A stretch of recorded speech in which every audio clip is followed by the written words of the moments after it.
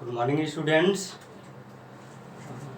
आज आप लोगों के सामने जीवाणु कोशिका के बारे में स्टडी करने जा रहे हैं। जीवाणु कोशिका जो एक प्रकार की प्रोकैरियोटिक कोशिका है, इसके बारे में आप लोगों को जानकारी देंगे कि जीवाणु कोशिका की खोज किसने की थी और जीवाणु कोशिका में क्या क्या चीज़ें पाई जाती है, कौन कौन सेल ऑर्गेनल्स पाए जाते हैं, कौन सेल ऑर्गेनल्स नहीं पाए जाते हैं। तो स्टार्ट करते हैं। सबसे पहले बैक्टीरियोलॉजी, जीवाणु विज्ञान। जीवाणु विज्ञान के जनक एंटोनी वॉन लीवनहॉक को कहा जाता है, जो हॉलैंड देश के रहने वाले थे। उन्होंने ही जीवाणु कोशिका की खोज की थी।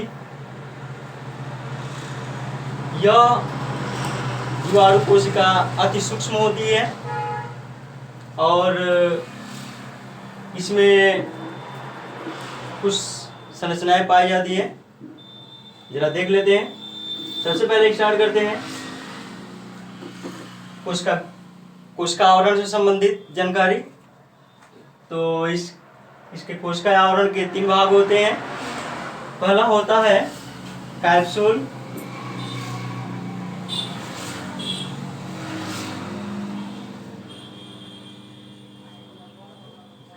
कैप्सूल अर्थात सबसे बाहरी आवरण को कैप्सूल कहते हैं।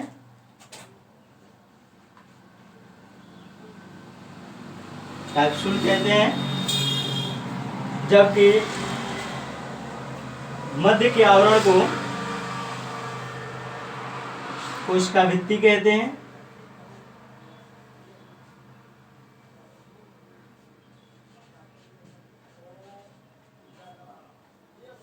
कोशिका भित्ति कहते हैं। सेल वॉल, जबकि आंतरिक आवरण को कोशिका द्रवीय कला कहते हैं। कोशिका द्रवीय कला, साइटोप्लाज्मिक मेम्ब्रेन।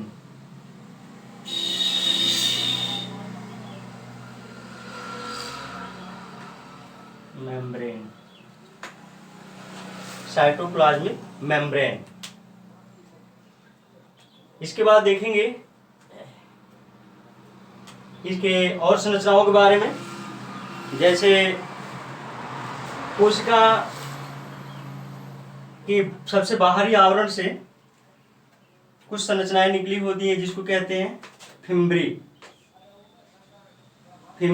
रोएदार संरचनाएं जो निकली हुई हैं, इसको फिम्ब्री कहते हैं।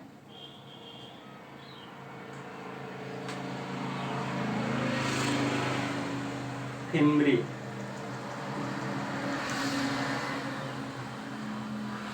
जबकि इसके कोशिका द्रवीय कला से कुछ संरचनाएं निकली होती हैं, उसको कहते हैं पिल्लाई।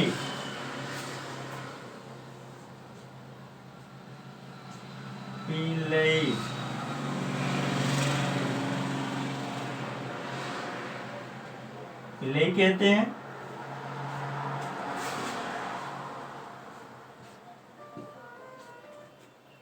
जबकि इसमें 1 या 2 या उससे भी अधिक फ्लैजिला हो सकते हैं।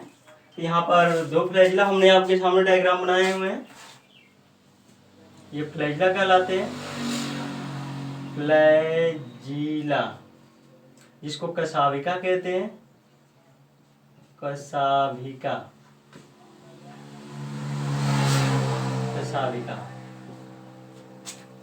इसकी संख्या 2 या 2 से अधिक हो सकती है। इसके अंदर के पूरे भाग को कोशिका द्रव्य कहते हैं। ये सब कोशिका द्रव्य है। आपके सामने ये जो अंदर के जो भी मटेरियल देख रहे हैं, ये कोशिका द्रव्य है।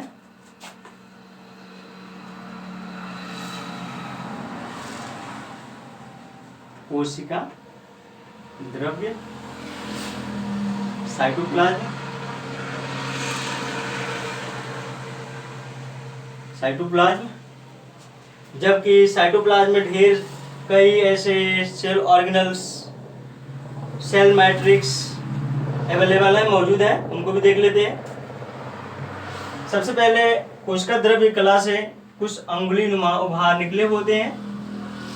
कोशिका द्रव्य कला से अर्थात आंतरिक आवरण से अंगुली नुमा उभार निकले होते हैं, इनको कहते हैं मीसोसोम। मीसोसोम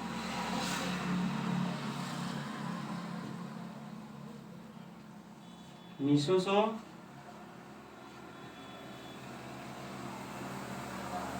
मीसोसोम हो गए। इसके बाद इसमें नग्न डीएनए पाया जाता है। ये नग्न डीएनए है जिसको केंद्रकाभ कहते हैं, न्यूक्लियोइड कहते हैं। तो ये हो गया नग्न डीएनए अर्थात केंद्रकाभ।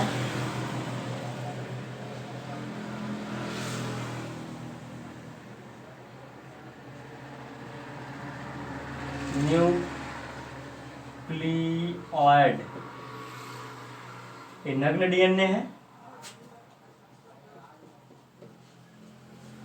नग्न डीएनए पाया जाता है, जबकि इसमें आरएनए भी पाया जाता है। ये जो खंड देख रहे हैं, ये जो खंड है ये आरएनए के खंड है, आरएनए।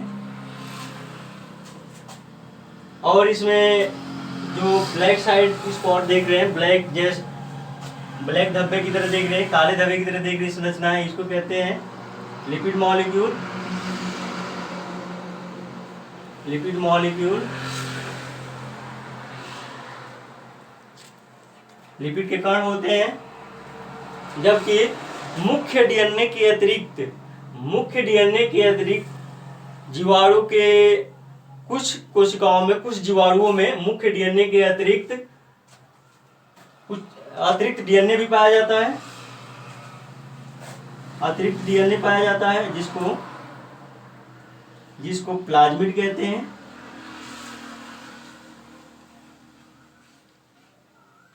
प्लाज्मिड कहते हैं।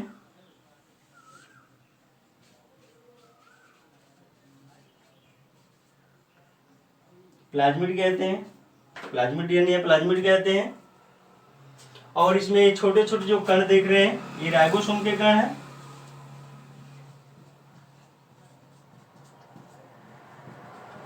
राइबोसोम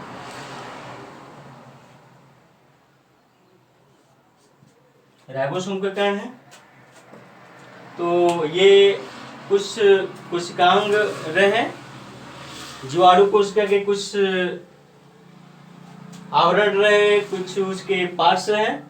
अब इसके फंक्शन के बारे में देख लेते हैं, कार्य के बारे में देख लेते हैं कि इन सभी स्ट्रक्चर्स के वर्क क्या होते हैं, कार्य क्या होते हैं और किसके बने होते हैं। तो सबसे पहले स्टार्ट करते हैं। जो कैप्सूल परत होती है, जीवाणु कोशिका के सबसे बाहरी आवरण कैप्सूल परत कहलाती है। इसको कैप्सूल परत या स्लाइम परत भी कहते हैं। स्लाइम परत,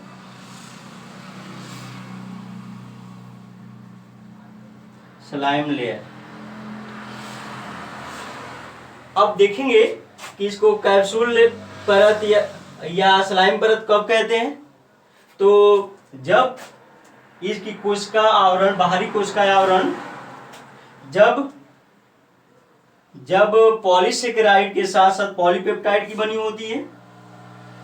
जो कैप्सूल लेयर होती है, जब पॉलीसेकेराइड के साथ साथ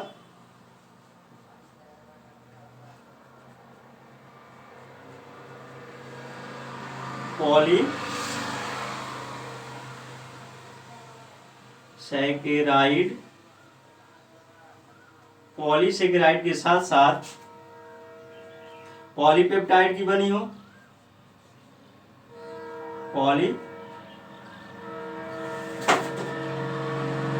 पॉलीपेप्टाइड की बनी हो, तब इसको कैप्सूल परत कहते हैं। और जब ये लेयर केवल पॉलीसेकेराइड की बनी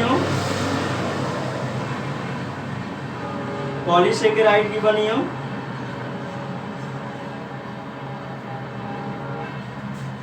जब ये लेयर केवल पॉलीसेकेराइड की बनी हो तब ये स्लाइम परत कहते हैं। जाहिर सी बात है आपको समझ में आया होगा कि जो बाहरी लेयर होती है बैक्टीरियल सेल की, यदि पॉलीसेकेराइड के साथ साथ पॉलीपेप्टाइड की बनी हो तो कैप्सूल कहते हैं, और जब यह परत केवल और केवल पॉलीसेकेराइड की बनी होती है तब इसे स्लाइम परत कहते हैं।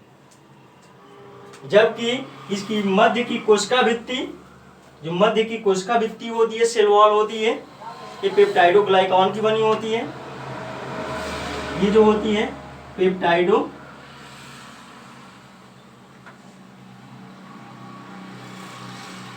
पेप्टाइडोग्लाइकॉन की बनी होती है। पेप्टाइडोग्लाइकॉन की बनी होती है। और कोशिका द्रव्य कला जो होती है, इसका ये जो होती है कोशिका द्रव्य से जुड़ी होती है। हाँ, इनका वर्क होता है, कार्य होता है, ये जो आवरण होते हैं बैक्टीरियल सेल को सुरक्षा प्रदान करते हैं, कठिन परिस्थितियों में इसको सुरक्षा प्रदान करते हैं, अर्थात इसको नष्ट होने से बचाते हैं। और जो कोशिका द्रव्य कला होता है यह अर्धपारगम्य झिल्ली, अर्धपारगम्य प्रकार की होती है। ये अर्धपारगम्य होती है, अर्धपारगम्य प्रकार की होती है, सेमी परमिएबल प्रकार की होती है, क्योंकि इससे कुछ पदार्थ अंदर और बाहर आ जा सकते हैं, इसीलिए इसको अर्धपारगम्य झिल्ली कहते हैं। आगे देखेंगे वर्क इसका मीसोसोम का। ये जो मीसोसोम होता है ये बैक्टीरियल सेल में पाया जाता है, जबकि यूकैरियोटिक कोशिकाओं में ये एब्सेंट होता है। हाँ, इसका वर्क होता है माइटोकांड्रिया के समतुल्य।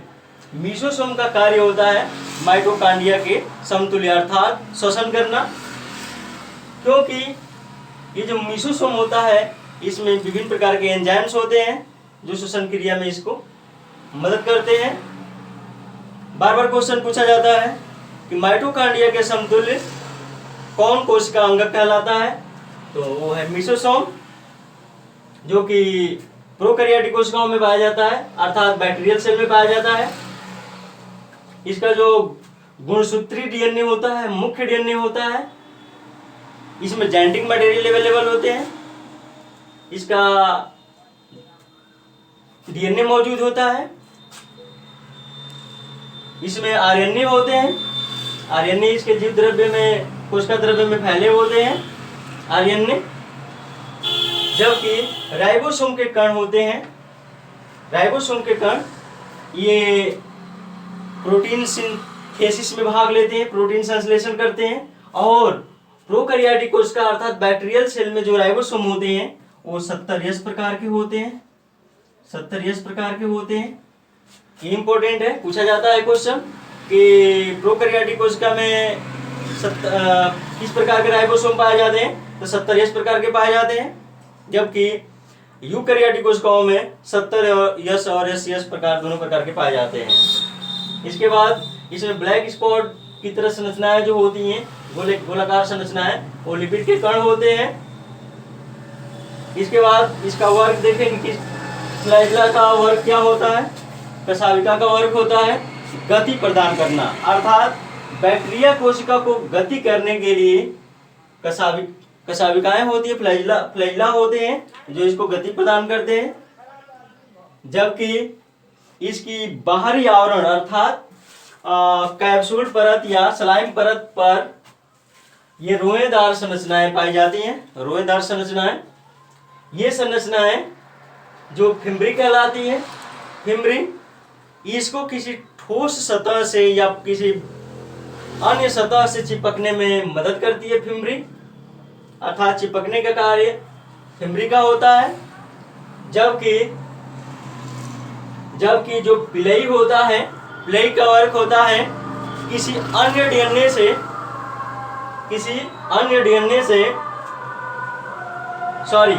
अन्य कोशिका से, जब अन्य कोशिका से ये जीवाणु कोशिका जुड़ जाती है तो अपना जेनेटिक मटेरियल, आनुवांशिक पदार्थ अर्थात डीएनए का वितरण, अर्थात ट्रांसपोर्ट करती है। मतलब एक बैक्टीरियल सेल से दूसरे बैक्टीरियल सेल में डीएनए का ट्रांसपोर्ट करती है, इसी के द्वारा, पिलई के द्वारा। ये प्रत्येक बैक्टीरियल सेल में लगभग 3 से 4 की संख्या में होते हैं। जबकि ये जो अतिरिक्त डीएनए होता है, प्लाज्मिड डीएनए, इसको जेनेटिक इंजीनियरिंग में इसका यूजेज होता है, इसको प्रयोग किया जाता है और विभिन्न प्रकार के एंजाइम्स तैयार किए जाते हैं। जब यह अतिरिक्त डीएनए बैक्टीरियल सेल के मुख्य डीएनए से जुड़ जाता है, अर्थात ये जब दोनों डीएनए, अतिरिक्त डीएनए और मुख्य डीएनए जब दोनों आपस में जुड़ जाते हैं, तब इसको कहते हैं एपिसोम। एपिसोम ये भी पूछा जाता है, एपिसोम क्या होता है? तो एपिसोम जब अतिरिक्त डीएनए और मुख्य डीएनए दोनों आपस में कंबाइंड हो जाते हैं, जुड़ जाते हैं, तब उसे एपिसोम कहते हैं। तो ये बैक्टीरिया का स्ट्रक्चर रहा और इनका कार्य रहा, इनकी संरचनाओं का कार्य रहा। अब देख लेते हैं कि बैक्टीरिया कितने प्रकार के होते हैं, किस प्रकार के होते हैं, लाभदायक होते हैं या हानिकारक होते हैं। तो ज्यादातर जो बैक्टीरिया होते हैं, ज्यादातर जो जीवाणु होते हैं वो हानिकारक होते हैं, लेकिन कुछ जीवाणु लाभदायक होते हैं।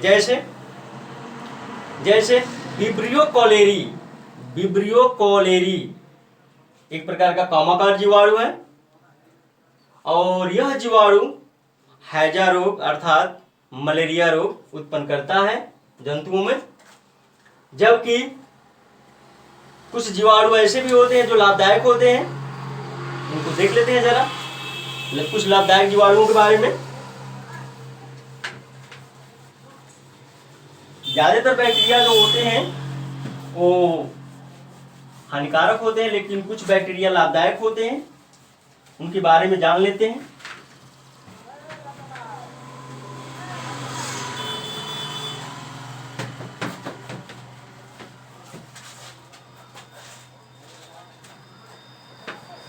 ये सारी चीजें आपको याद रखने की चीजें हैं, बार बार एग्जाम्स में पूछे जाते हैं। देख लेते हैं हम benefits of useful bacteria. Useful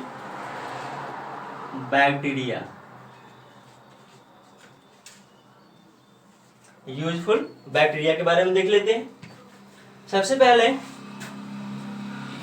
पहले राइजोबियम।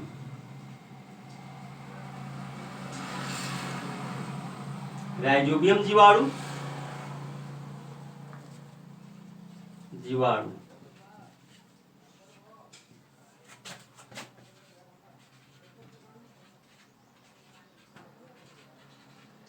राइजोबियम, यह जो जीवाणु होता है, राइजोबियम जीवाणु जो होता है, यह दलहनी फसलों के जड़ों में पाया जाता है। दलहनी फसलें जैसे चना हो गए, मटर हो गए, उड़द, मसूर, अरहर आदि की जड़ों में यह पाया जाता है। जरा इस स्ट्रक्चर के माध्यम से देख लेते हैं।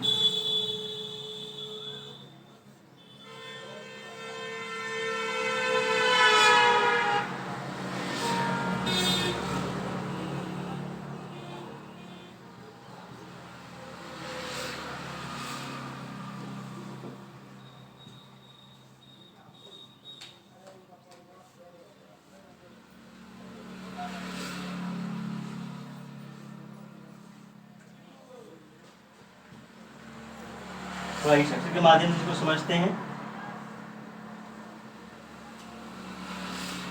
सपोज दैट कोई ये दाल वाली फसल है, जैसे मटर या चना, अरहर, इसमें जो जड़ होती हैं, जड़ों में गांठें पाई जाती हैं।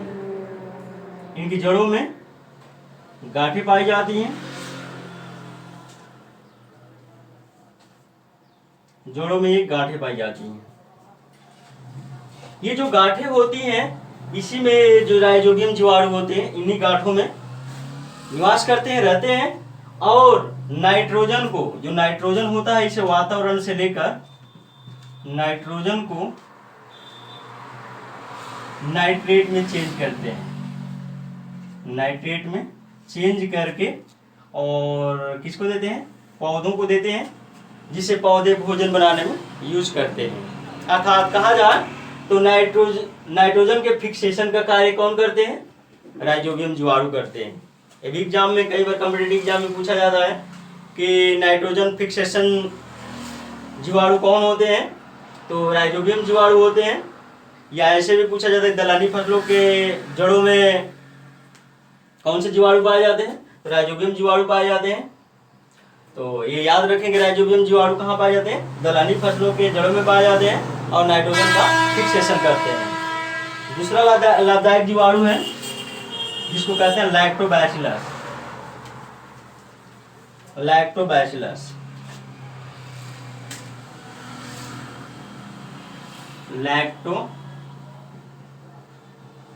लैक्टोबैसिलस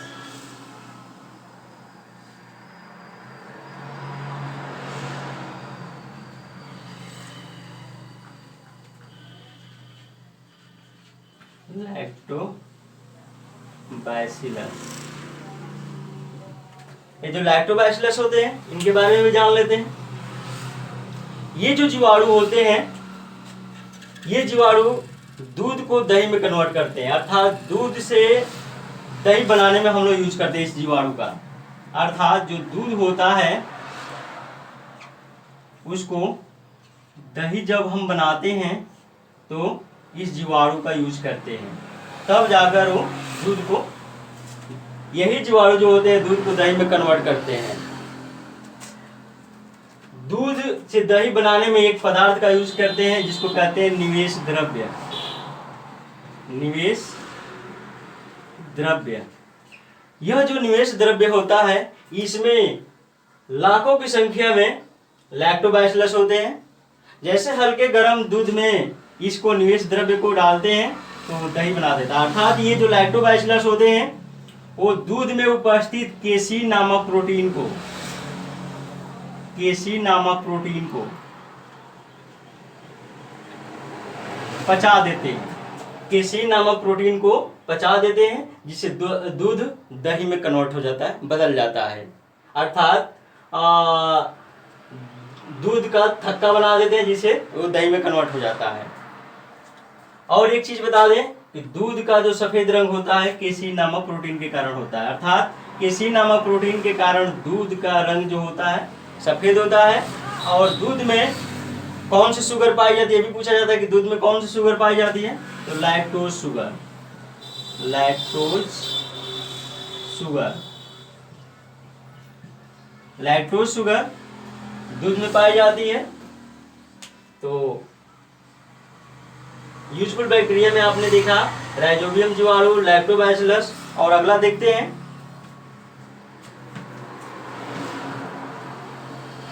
अगला है जिसको कहते हैं मिथेनोकोकस। मिथेनोकोकस जीवाणु, मिथेनोकोकस, मिथेनोकोकस।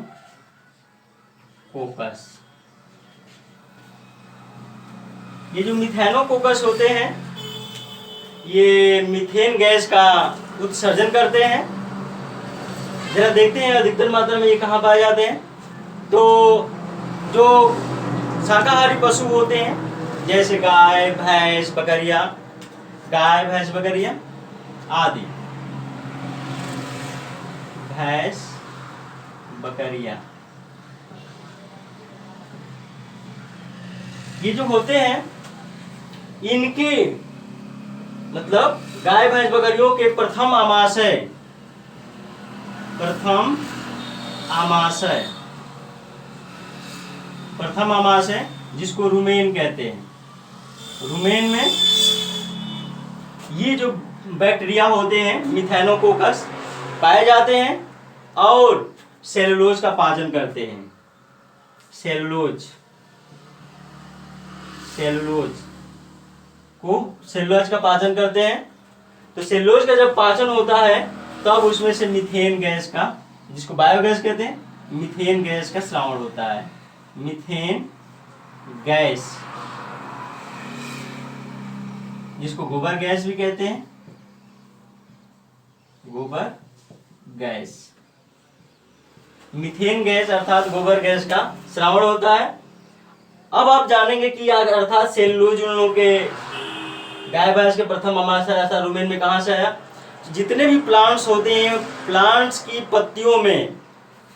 पत्तियों की जो सेल्स होती हैं सेलुलोज की बनी होती हैं, और जितने भी शाकाहारी पशु होते हैं वो पेड़ पौधों के पत्ते को खाते हैं, जिससे सेलुलोज की मात्रा उनके आमाशय में अर्थात रुमेन में बढ़ जाती है, जिससे मिथेनोकोकस उसको पचा देते हैं, और जैसे ही वो उसको पचाने का कार्य करते हैं तो मीथेन गैस वहाँ से श्रावण होती है, गोबर गैस वहाँ से निकलती है। तो ये आप लोगों ने देखा कुछ यूजफुल बैक्टीरिया के बारे में, लाभदायक बैक्टीरिया के बारे में, और इसको बहुत ध्यान से आप लोग पढ़ेंगे, स्टडी करेंगे। यदि पसंद आए तो लाइक और शेयर करें, और साथ साथ सब्सक्राइब भी करें। धन्यवाद।